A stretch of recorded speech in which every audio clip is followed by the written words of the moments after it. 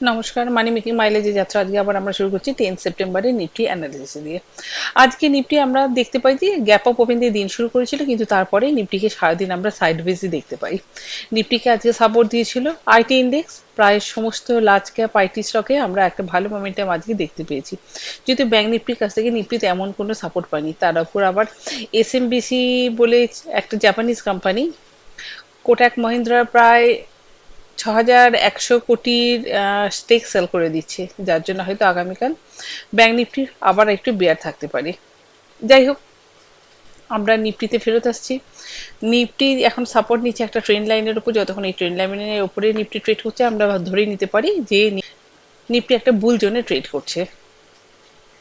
যদিও আমাদের current support হচ্ছে 24,815 লেভেলটা। 24,815 লেভেলটাকে যদি কোনো ক্রমে নিফটি ব্রেক করে নেগেটিভলি, সেক্ষেত্রে কিন্তু আমাদের পরবর্তী সাপোর্ট হচ্ছে সেই ট্রেন্ড লাইন, বা সেটাকে ধরে নিয়ে যেতে পারে 24,750-এর আশেপাশে কোথাও। আমরা নিফটিতে বাই সাইডে যাব। যদি নিফটি কোনো ক্রমে 24,880 থেকে 890 এই লেভেলটার উপরে দুটো 15 মিনিটের ক্যান্ডেলে নিজেকে হোল্ড করতে পারে, তখন আমাদের টার্গেট বেরিয়ে আসতে পারে 24,970 থেকে 50। আবার আমরা নিফটিতে সেল সাইডেও যাব।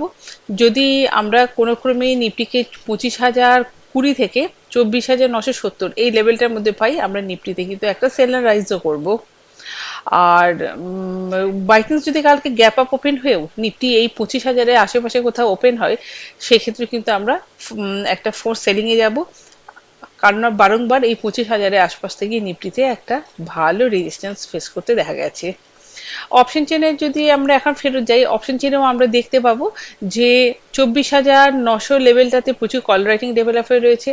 আবার 800, 850 এই সমস্ত লেভেলগুলোতে প্রচুর পুট রাইটিংও ডেভেলপ হয়ে রয়েছে। তার মানে হতেই পারে যে আগামীকাল নিফটি একটা ন্যারো জোনের মধ্যে ট্রেড করছে। আপাতত কালকে আমরা আমাদের ট্রেডিং স্ট্র্যাটেজি হিসাবে 24,880-90 লেভেল থেকে 24,815 লেভেলটা, এই লেভেলটাকে আমরা নো ট্রেড জোন হিসাবে মনে করতে পারি। এই গেল আমাদের নিফটির অ্যানালিসিস। আমরা গতদিন যে স্টকটাতে কাজ করব ভেবেছিলাম ইন্ট্রাডের জন্য, সেই স্টকটা ছিল পলিপ্লেক্স, কিন্তু আমাদের পলিপ্লেক্সের স্টকটা হিট হয়ে গেছে, আমরা পলিপ্লেক্সে কোনো কাজ করতে পারিনি। আমার আগামীকালের জন্য যে স্টক দুটো আমরা পিক করেছি, তার মধ্যে প্রথমটা হচ্ছে লক্ষ্মী অর্গানিক। লক্ষ্মী অর্গানিক আছে খুব ভালো মোমেন্টাম ছিল। আমরা ফলো আপ মোমেন্টামের জন্য 224 টাকা 30 পয়সা থেকে 218 টাকা 60 পয়সার মধ্যে এন্ট্রি নেওয়ার চেষ্টা করবো। এন্ট্রি হয়ে গেলে আমাদের টার্গেট ফিক্সড করব 235 টাকা 240 টাকা ইত্যাদি। আমরা এটাতে স্টপ লস দেবো না, কারণ স্টকটার মধ্যে ভালো মোমেন্টাম আছে। স্টকটা আমাদের দু একদিন হোল্ড করলেই ওই 235 থেকে 40 লেভেলটা দেখাতেই পারে। দ্বিতীয় পিক হচ্ছে কেইসি।